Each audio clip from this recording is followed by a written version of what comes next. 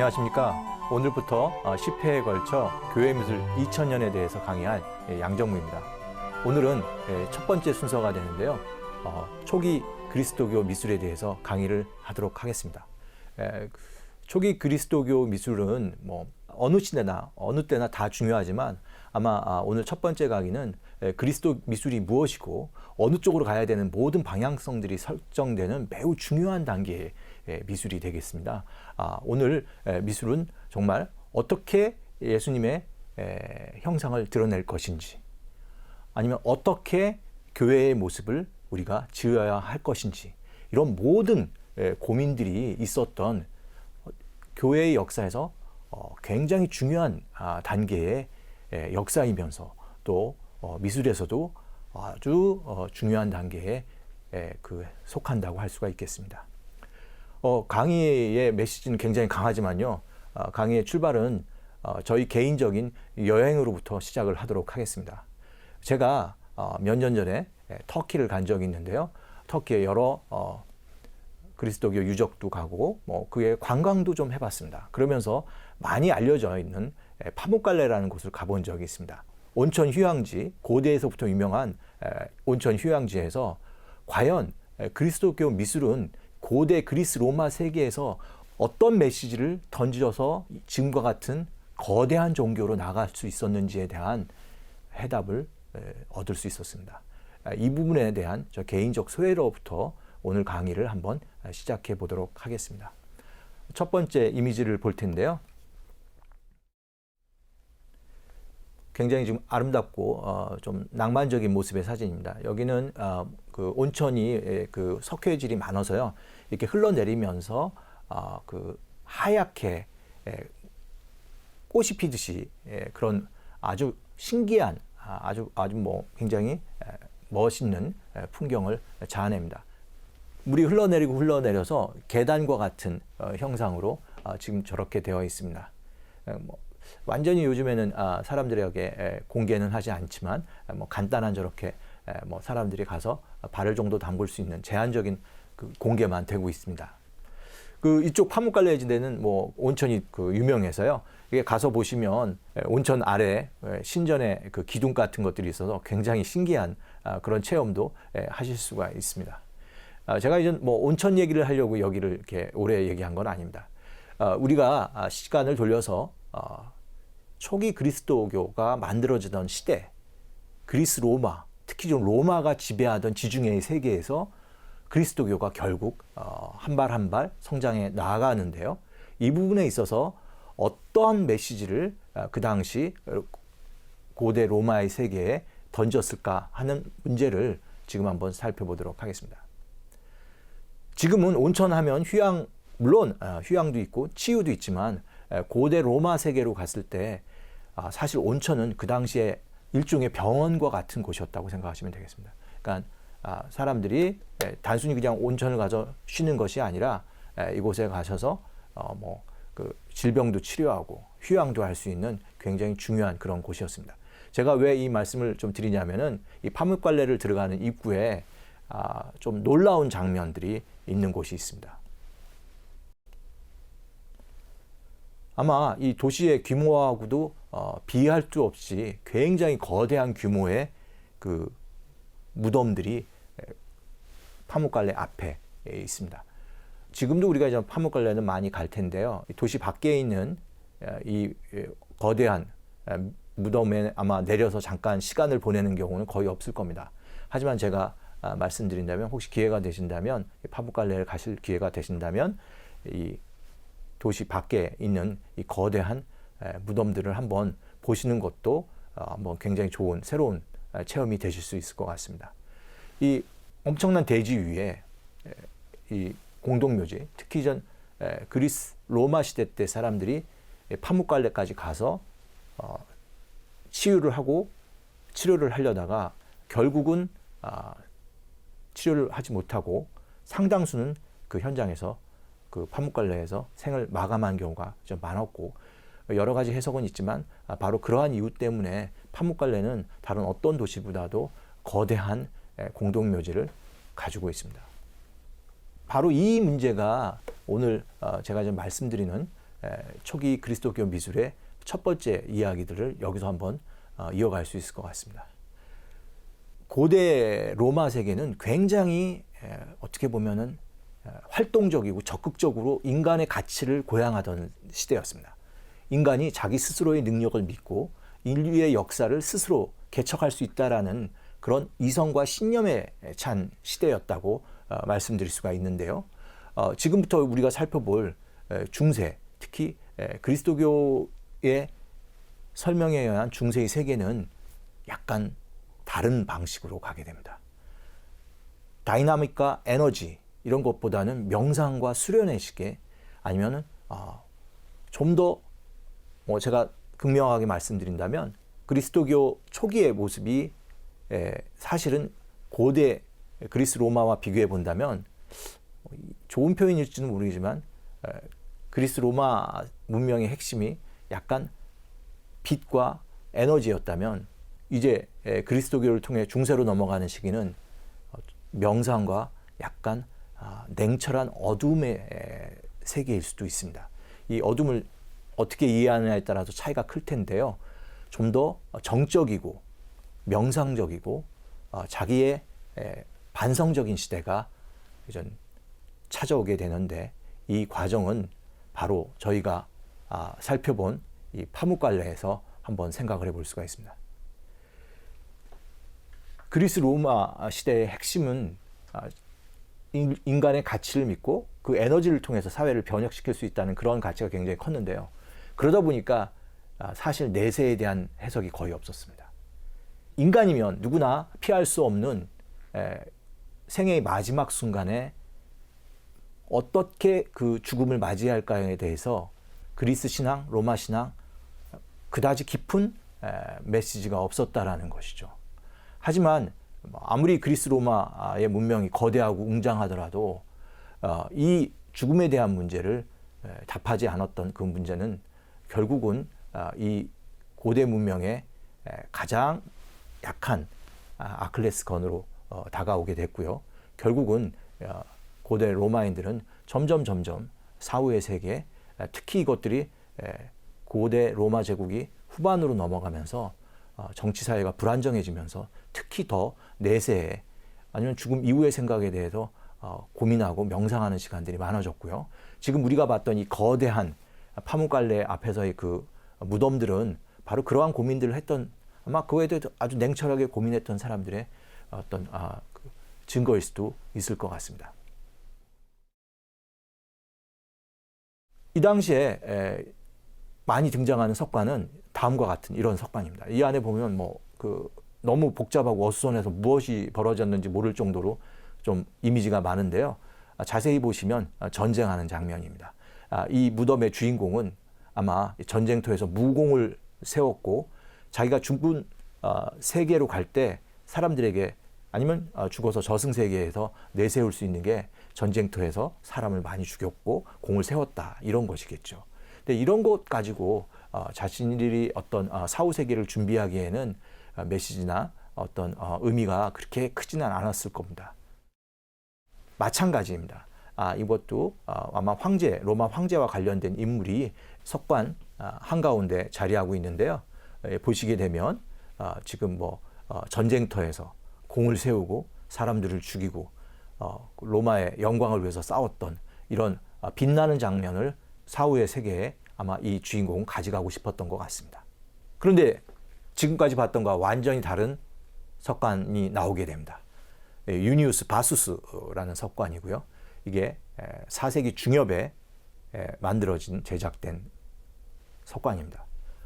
아마 지금까지 봤던 석관들하고 형식과 포맷은, 재질은 다 똑같겠지만 자세히 보시면 조각 내용이 완전히 다릅니다. 기둥을 통해서 일종의 칸칸이 블록이 만들어져 있고요. 그 안에 있는 내용은 성경의 내용입니다. 예수님이 신전에 가서 어린 예수님께서 강론을 피는 장면부터 알아보실 수 있는 이야기들이 되게 많을 겁니다. 아담과 하와의 이야기도 있고요. 다니엘 이야기도 있고요. 여러 이야기들이, 성경 이야기들이 가지고 있습니다. 방금 봤던 시기와 얼마 지나지 않아서 로마인들은 자기 생을 마감하면서 그리스도교 신앙을 믿고 육신의 부활을 믿으면서 희망 어린 임종을 맞이하게 되고 자기의 그 메시지를 담은 무덤을 제작하게 됩니다. 이 변화가 생기는 것이 4세기 중엽이고요. 지금 우리가 밝혀봤던 이 4세기 중엽의 이 시기는 드디어 로마가 그리스도교 미술을 자기들 안에 인정하는 시기로 넘어가는 시기입니다. 초기 그리스도교 미술에서 가장 중요한 순간이 있다면 313년 콘스탄티누스 황제의 밀라노 칙령을 우리가 눈여겨볼 수밖에 없습니다. 313년을 중심으로 그 이전까지 기본적으로 로마는 그리스도교 세계에 대해서 적대적이었습니다. 제국의 종교로 받아들이지 않았습니다.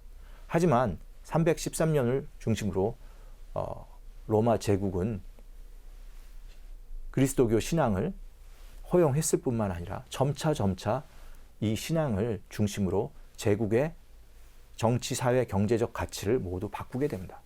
완전히 그리스도교화된 로마의 제국으로 거듭나게 되는데요. 바로 이 이야기가 오늘 강의의 핵심적인 이야기가 되겠습니다. 조금 작품들을 보면서 이야기들을 더 이어가도록 하겠습니다.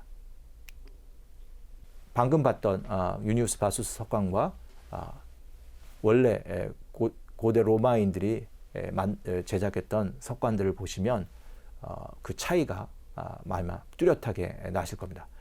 전쟁에서 무공을 세웠던 그러한 어떤 현세에서 내렸던 공적보다는 부활과 육신의 그 부활을 약속했던 그리스도교 신앙이 훨씬 더 아마 죽음을 맞이하는 로마인에게 강렬한 메시지로 다가왔을 것 같고요. 점점 더 많은 사람들이 그리스도교 신앙에 이전 관심을 갖고 이 신앙의 우산 아래 모이게 됩니다. 이제 좀 더 이야기를 본격적으로 한번 끌고 가보죠. 그리스도교 신앙이 처음 시작하는 곳으로 한번 가보도록 하겠습니다. 바로 예루살렘입니다. 예루살렘은 많은 문명사학자들에게 많은 고민과 또 숙제를 안겨주는 곳이기도 합니다. 여기는 그리스도교뿐만 아니라 다른 여러 종교들이 함께 여기서 발생을 합니다. 놀라운 곳이기도 합니다. 그닥 여기가 세계 문명의 어떻게 보면은 고대 문명의 중심지하고도 약간 벗어나 있고 여기가 어떤 경제나 여러 가지 활동에서 활발했던 곳도 아니지만 놀랍게도 이 예루살렘을 중심으로 유대교라든지 지금도 이슬람교라든지 그리고 무엇보다도 그리스도교가 바로 여기서 성장하게 됩니다. 한번 지금 보시는 거는 지금 예루살렘의 전체 풍경을 보시는데요. 지금 보시는 바로 여기가 원래 유대의 솔로몬 사원이 자리 잡고 있었던 곳입니다. 지금은 이슬람 사원, 바이돔 사원이 그 금빛으로 장식된 채 우리의 눈길을 끌고 있는데요. 이 바이돔 사원을 저희가 보려고 한 것이 아니라 그곳에 멀지 않은 주님 무덤 성당을 보기 위해서 여기까지 왔습니다. 지금 제가 말씀드린 대로 주님 무덤 성당이라고 말씀드리니까 실제로 여기에 우리 예수님께서 잠시 부활하셨다 멈췄던 그 곳이 바로 이 성당의 그 자리에 하고 있다고 말씀을 드릴 수 있습니다. 그 예루살렘은 보통 그 세 개의 대륙, 아시아, 아프리카, 유럽이 만나는 바로 길목에 있습니다. 지금 예루살렘의 지도인데요. 중세 때 그려져 있는 건데 보시게 되면 전 세계의 중심으로서 예루살렘을 표함하고 있는 저런 그림을 볼 수가 있습니다. 지금 보시면 그 방금 봤던 원래 유대교의 솔로몬 사원부터 진입무덤 성당까지의 그 거리가 그렇게 멀지 않다는 것을 아마 보실 수가 있겠습니다. 한 가지 흥미로운 것은 이 바이돔 사원이 사실은 지어진 연대가 대략 700년으로 본다면 이거는 가장 오래된 이슬람 사원이라고 할 수가 있습니다. 그런데 이 바이돔 사원의 형태나 전체적인 설계 개념은 초기 그리스도교 교회를 모델로 하고 있습니다. 사실 이 모습이나 형태는 진입무덤 성당을 굉장히 많이 참고로 한 형태입니다. 원형이고 그 안에 그 기둥들이 있고요. 바로 그런 모습들은 굉장히 비슷하고요. 규모까지도 굉장히 비슷합니다. 그래서 아마 그 이슬람 사원을 지을 때 주님 무덤 성당을 아마 열심히 연구를 하고 그것을 바탕으로 이 이슬람 사원을 지은 것 같습니다. 그 이슬람 사원은 메카에 뒤지지 않을 만큼 이슬람 교도들에게는 매우 중요한 그런 성소라고 할 수가 있겠습니다. 여기서 모하마드가 하늘에 승천했다 돌아오는 바로 그 너럭바위가 있고요. 그 너럭바위를 중심으로 지금 다음과 같은 이런 모습으로 설계가 되어 있습니다. 이 모습, 기둥을 통해서 원주들을 둘러싸고 있는 모습은 주님 무덤 성당에서도 저희가 다시 확인할 수가 있습니다. 물론 예루살렘을 얘기했기 때문에 예루살렘은 지금도 유대인들에게는 너무나 또 중요한 곳이기도 하죠. 그래서 우리한테 잘 알려진 서쪽 벽, 통곡의 벽도 한번 잠깐 보고 가도록 하겠습니다. 솔로몬 왕부터 지었던 이 거대한 서쪽 면에 있는 곳이 바로 지금으로는 통곡의 벽으로 알려진 곳입니다.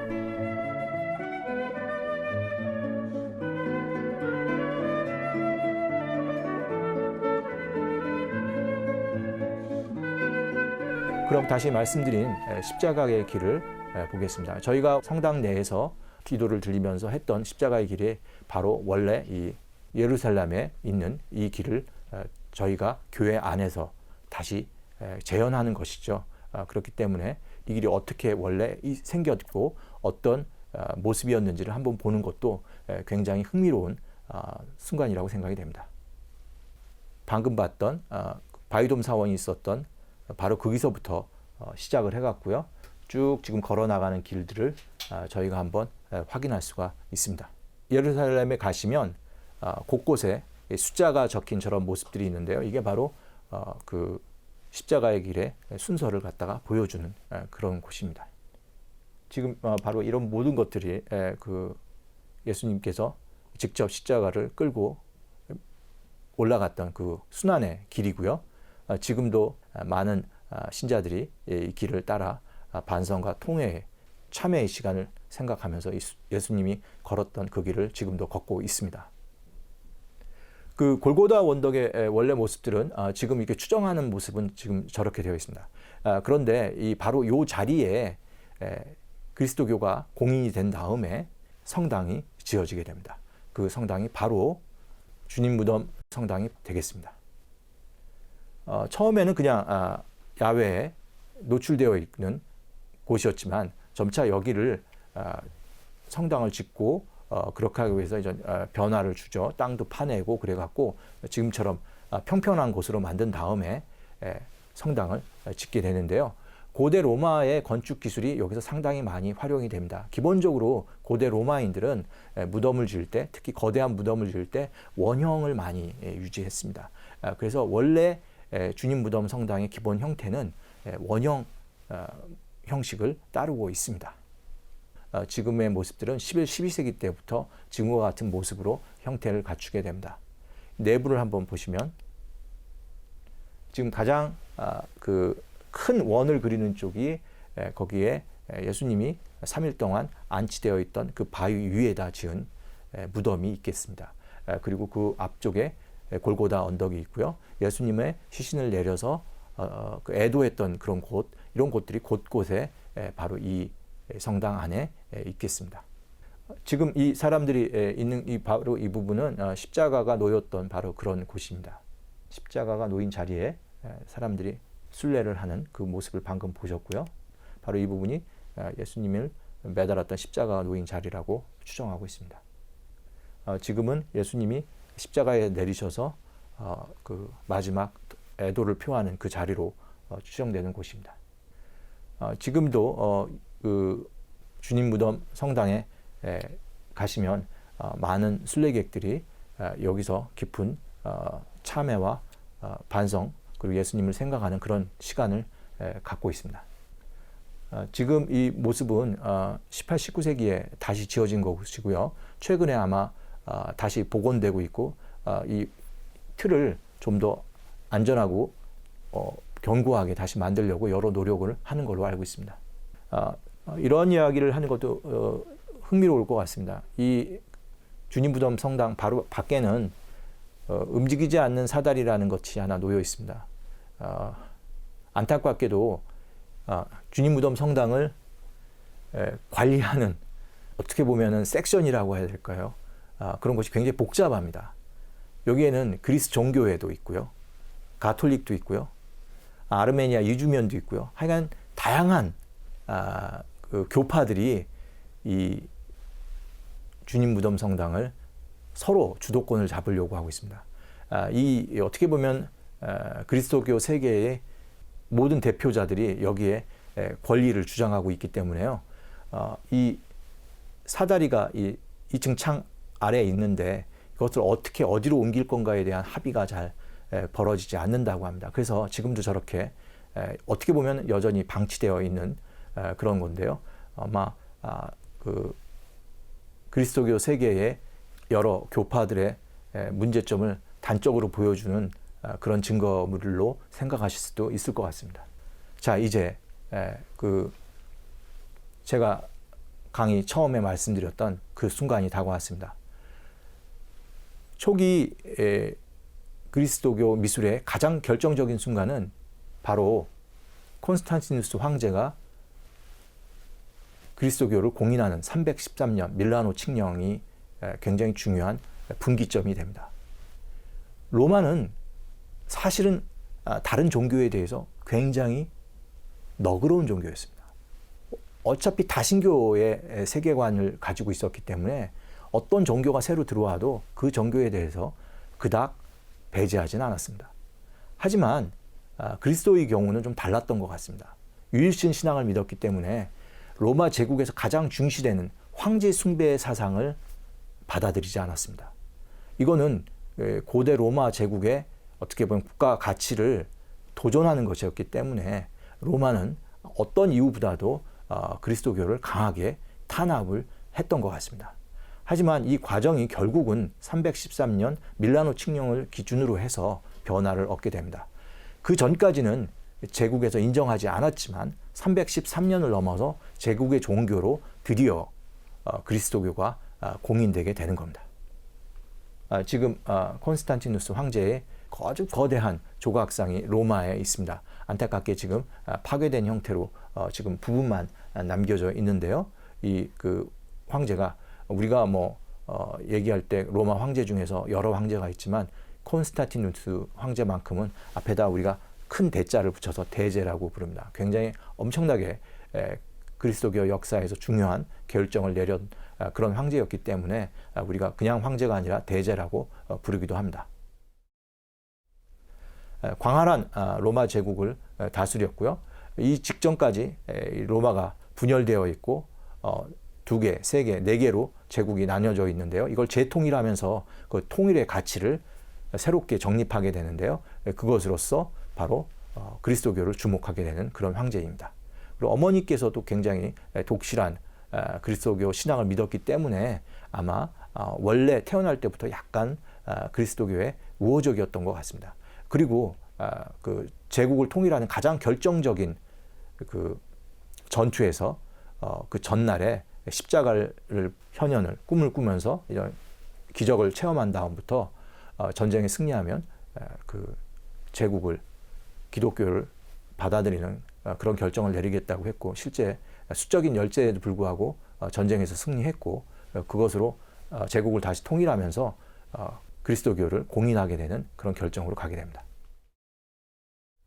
한 가지 여기서 미술 이야기를 조금 더 방향을 좀 틀어보도록 하겠습니다. 지금 보시는 이 개선문은 로마에 있는 개선문인데요. 바로 콘스탄티누스 황제가 자기의 그 중요한 전쟁, 밀방크에서 벌어졌던 그 엄청나게 중요한 전쟁의 승리를 기념하기 위한 개선문인데요. 여기를 만드는 방식이 약간 우리들한테 어떻게 말하면 흥미를 끄는 그런 곳이 되겠습니다. 지금 이 자기의 어떤 공적을 내세우는 굉장히 중요한 개선문을 지을 때요. 놀랍게도 이 개선문을 자기가 직접 짓는 게 아니라 100년 또는 200년 전에 있었던 조각들을 이렇게 모아와서 여기다가 함께 어떻게 보면 새로 만든 게 아니라 기존에 있었던 조각들을 다시 와서 이거를 제가 이렇게 말씀드릴 수 있을 것 같습니다. 리사이클했다고 재활용을 한 그런 경우입니다. 그 보시면 하이드리아누스 황제, 트리아누스 황제, 뭐 이런 마르쿠스 아우렐리우스 황제, 150에서 200년 전에 활동했던 여러 앞선 세대에서 제작되어 있었던 조각들을 이렇게 다시 가져와서 이 개선문을 만들게 됩니다. 공교롭게도 이 콘스탄티누스 황제가 주목했던 그 조각들은 우리가 말하는 로마의 대평화, 팍스 로마나 오현제 때의 조각들을 가져오게 됩니다. 아마도 뭐 여러 가지 의미가 있겠지만 자기가 치세하던 이 시기는 오현제만큼 평화로운 시기가 되기를 원했던 것 같습니다.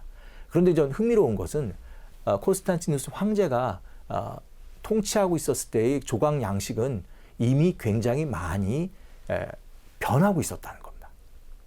한번 보실까요? 지금 이 동그란 톤도 안에 들어가 있는 것들, 이런 것들은 아마 하이드리아누스 황제 때 제작된 것으로 보이는데요. 바로 밑에 보시면 조각이 굉장히 양식화가 많이 진전되어 있고 단순한 표현들이 있는 걸 확인하실 수가 있습니다. 보게 되면 위에 있는 분들은 뭐 다 사람들이 느씬느씬하고 비례도 좋습니다. 근데 밑에 아랫단에 있는 모습들은 보게 되면 키도 작고 땅딸만 하고요.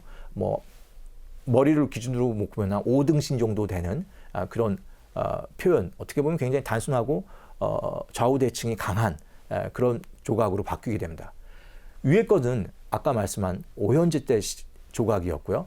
바로 밑에 이렇게 쭉 길게 있는 이 조각은 바로 콘스탄티누스 황제 그 당시에 제작된 것입니다. 제가 좀 말씀드리려고 한 거는 이미 고대 로마는 더 이상 새로운 문화를 만들기보다는 기존의 문화들을 갖다 쓰는, 어떻게 보면 요즘 현대 사회에서 과거의 문화들을 다시 쓰는 그런 방식하고도 약간 비슷한, 이걸 갖다 이제 우리가 뭐라고 얘기하냐면 포스트 모던이라는 그런 개념으로 설명을 하는데요. 저는 뭐 가끔씩 포스트 클래식, 뭐 포스트 고전주의 이런 용어로도 쓰기도 합니다. 하나의 어떤 방향이 있었던 게 아니라 새로운 생산의 어떤 창의에 대한 개념이 바뀌게 된 거죠.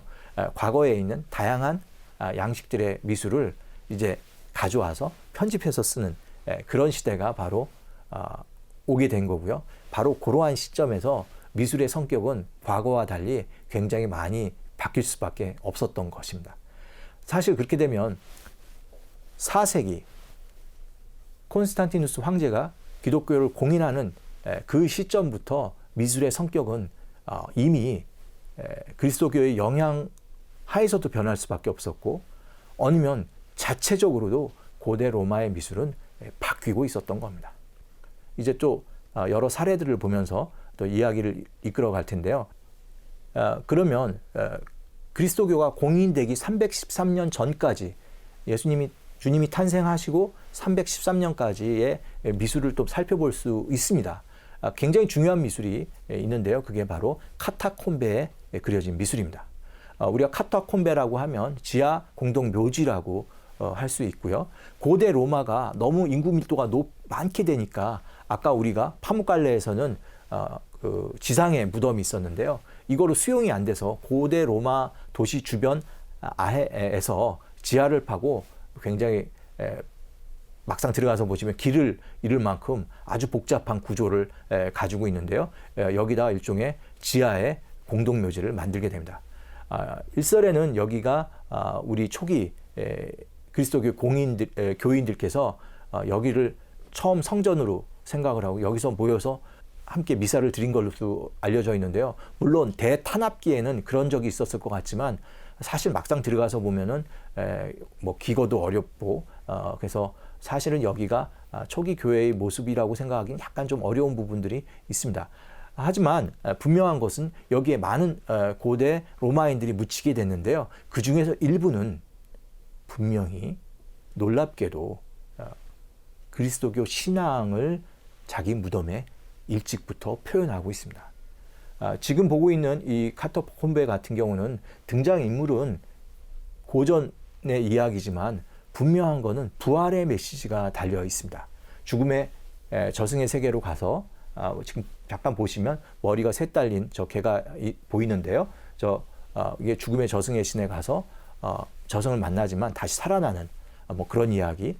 이 밑에 보이는 새가 사실은 뭐 공작새입니다. 근데 공작새는 그 당시에는 부활을 약속하는 그런 상징으로 쓰이게 됐으니까요. 이 무덤의 주인공은 확실히 그리스도교 신앙을 믿었는지 안 믿었는지는 모르지만 자기가 죽으면서 분명히 다시 태어나기를 염원했던 그런 곳입니다. 이미 죽음을 맞이하는 태도나 그런 사상이 그리스도의 영향을 많이 받고 있다는 것을 알 수가 있습니다. 그리고 바로 지금 우리가 보듯이 이미 그리스도교 주제를 가진 그런 카타콤베의 그림도 나오게 됩니다. 지금 보시면 이 원 안에 어떤 소년 같은 분이 양을 메고 서 있습니다. 이거는 원래 그리스 로마에서 경배, 신에게 공물을 바치는 소년상으로 알려져 있지만 이게 조금 이따 제가 다시 말씀드리겠습니다만 예수님의 모습으로 같이 공유될 수 있는 그런 이미지가 됩니다. 그리고 그 주변에 여러 이미지가 그려져 있는데요. 제가 말씀을 드리면 이거는 요나 이야기입니다. 어떤 사람이 큰 물고기 안에 들어갔다가 다시 나오는 구약에서 예수님의 3일 만에 다시 부활하시는 이야기를 표현한 암시하는 그 이야기가 있는데요. 초기 그리스도교 미술에서는 요나 이야기가 아주 많이 제작이 됩니다. 그 이유는 바로 기적과 치유와 무엇보다도 부활의 메시지가 아마 초기 그리스도교 신자들이 아주 좋아했던 그런 내용의 이야기였던 걸로 추정이 됩니다. 지금 보시는 것도 지금 석관에 아예 여러 조각이 있는데요. 이 조각 중에서 아랫단을 보시면 저 배 속에서 어떤 남자가 물고기 속에 들어갔다가 다시 나오는 이야기로 되어 있습니다. 이게 바로 요나 이야기인데요. 그 말고도 다른 이야기들이 많이 있습니다. 특히 왼쪽 구석을 보시면 젊은 남성이 손을 뻗어갖고 무덤을 향하고 있는데요. 그래서 관뚜껑이 열리면서 사람이 일어나고 있는 그 장면이 모습이 있습니다. 그 예수님이 죽은 나사로 보고 살아나게 하는 그 기적을 좀 말씀하는 거고요. 그 외에 여러 가지 모세가 바위에서 물을 찾는 장면이라든지 여러 놀라운 그런 신비로운 성경의 이야기들이 이 석관에 그려져 있고요. 가장 핵심은 이 아랫단에 보이시는 바로 저 요나 이야기가 아마 이 석관 주인공이 가장 자기 생의 마지막에 까지 기억하고 싶고 가져가고 싶었던 그런 메시지였다라고 생각이 됩니다. 방금 봤던 이야기들은 조금 다양한 이야기들이 같은 층위에서 왔다 갔다 하는 그런 모습을 봤을 텐데요. 지금 이 유니우스 바수스라고 하는 이 무덤의 주인공이 제작된 이 석관을 보게 되면 규칙적으로 화면이 분할되어 있고 이렇게 말씀드리면 조금 어떨지 모르겠지만 하나하나의 그림책을 보듯이 성경 이야기들이 차근차근히 정리되어 있는 것을 보실 수가 있습니다. 다시 말씀드리면 이제 성경을 어떻게 표현하는지 소위 그리스 도상을 어떻게 표현해야 되는지 이 핵심적인 것들이 이미 4세기에 만들어지고 있다는 겁니다. 그리스도교 이야기를 예수님의 일생을 어떻게 표현할 것인지 이것들을 많이 고민했고 그것들을 어떤 식으로 나누고 어떤 방식으로 해야 될지가 이미 4세기에 만들어지고 있다는 겁니다. 한 가지 저희가 정리해 보자면은 드디어 그리스도교가 공인이 되었습니다. 이제 제국의 품위에 맞는 그런 권위를 갖춘 종교의 틀을 갖춰야 됐는데요. 그때 제기되는 두 가지 큰 문제가 있습니다. 그게 처음 오늘 강의에서 말씀드렸듯이 예수님의 모습을 어떻게 드러낼 것인가. 그리고 두 번째, 다른 어떤 종교하고 달리 그리스도교 신앙은 많은 신도들이 함께 모여서 미사를 드리는 어떻게 보면 공동체를 형성하는 그 과정이 매우 중요했습니다. 이것은 기존의 그리스 로마 신전을 통해서 해결할 수 없는 문제였고요. 바로 이렇기 때문에 어떤 형식의 교회를 지어야 할지가 매우 중요했습니다. 바로 이 때문에 어떻게 우리 주님을 모실 교회, 성당을 지어야 할지가 초기 교회의 가장 큰 또 문제였습니다. 그러니까 두 가지 문제를 해결하는 방법을 간단히 한번 살펴보도록 하겠습니다. 그리스도교가 공인되기 전까지는 여러 가지 상징이나 우회적인 방식으로 그리스도교 신앙을 표현했습니다. 예를 들어서 뭐 물고기라든지, 다시 말씀드리면 뭐 우리가 알기로는 십자가라든지 이런 마크를 통해서 예수 그리스도의 말씀을 따르는 신도임을 표시를 했는데요. 그런 사례들을 한두 개 보고 또 다음으로 넘어가도록 하겠습니다. 십자가가 이제 등장하고요. 재미있는 거는 아까 제가 말씀드렸던 그런 공작이 등장을 하게 됩니다. 그리고 이제 점차 원래 고대 로마에서 유행하고 많이 쓰였던 그 양을 메고 있는 소년상, 이런 봉헌도의 모습들이 다시 등장을 하는데요. 이 조각은 바로 주님 예수 그리스도의 모습으로 활용되게 됩니다. 지금 보시면 카타콤베에서 보이는 저런 그 그림들이 그냥 양치기 소년이 아니라 기르는 양을 하느님께 인도하는 바로 예수 그리스도의 모습일 수가 있게 되는 겁니다. 이건 원래 고대 로마 때, 고대 그리스 때 제작되었던 양을 메고 신에게 봉헌하는 모습인데요. 이 모습이 초기 예수님의 모습으로 활용되고 있다는 것을 우리가 확인할 수가 있습니다. 예수님 모습뿐만 아니라 성모님의 모습도 이제 만들어야 됐는데요. 사실 이런 것들은 완전히 제로 베이스로 만들 수는 없었습니다. 기존에 있었던 다른 여러 형상들을 참고하면서 만들 수밖에 없었는데요. 이거는 이집트에서 만들어진 그 이시스 여신상 같은 것들이 아마 활용됐던 것 같습니다. 그리고 이건 디오니소스 이야기인데요. 이렇게 보시면 그 약간 동방박사의 경배하고도 비슷하다는 것을 알 수가 있습니다. 이런 식으로 고대 세계의 광범위하게 퍼져 있던 조용 언어들을 참고하면서 그리스도교 신앙을 형상으로 만들 수 있었던 것 같습니다. 아마 초기 교회에 미술을 만들었던 여러 미술가들은 이런 것들을 찾아가면서 조금 더 한 발 한 발 더 예수 그리스도의 가르침을 명확하게 하기 위해서 고민했었던 아마 첫 번째 세대의 미술가라고 얘기할 수 있을 것 같습니다.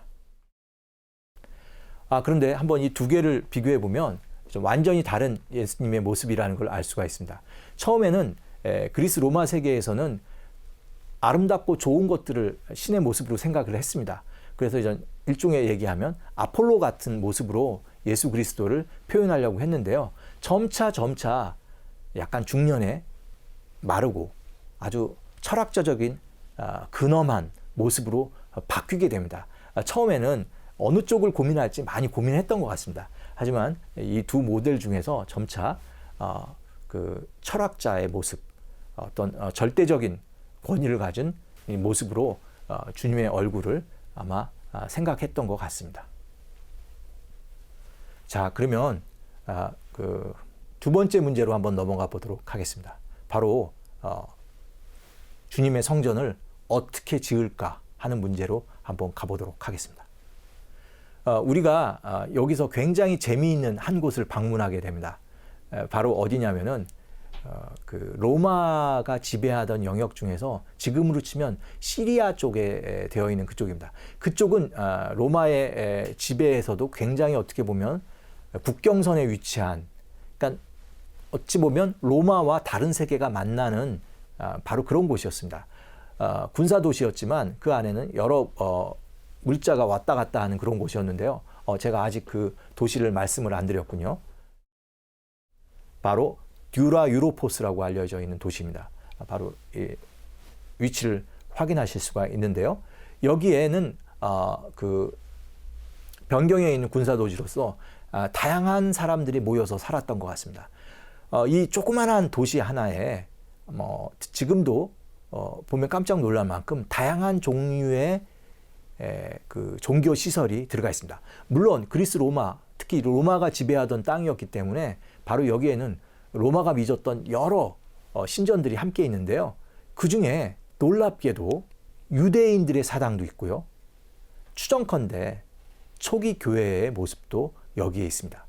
아마 로마가 지배하던 로마 도시 안에 그리스도교 신앙을 믿었던 사람들이 수많은 아마 교회를 만들고 그 안에서 공동체의 삶을 영위했을 거라고 추정되는데요. 안타깝게도 고대 로마의 많은 유적지들은 사라지고 없어졌습니다.